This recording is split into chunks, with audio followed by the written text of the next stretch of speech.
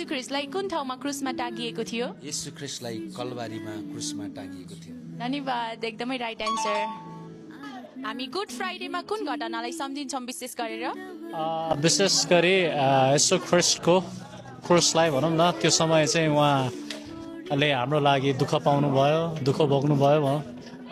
एकदमै correct answer दिनुभएको छ। येशू ख्रीष्टलाई क्रुसमा टाँग्ने आदेश कसले दिएको थियो? पिलातसले। एकदमै राइट एन्सर, थ्याङ्क यू। येशू कति दिनपछि स्वर्ग जानुभएको थियो? 40 दिन। एकदमै राइट एन्सर भन्नुभएको छ, थ्याङ्क यू।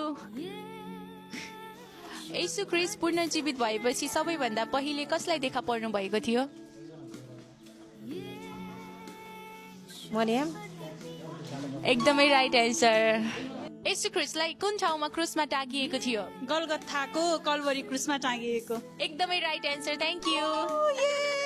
इस्टर सन्डे कुन दिनमा परेको छ? इस्टर सन्डे चैत 22 गते अनि तारिक चाहिँ अप्रिल 5। थ्याङ्क यू, एकदमै राइट एन्सर। वाउ।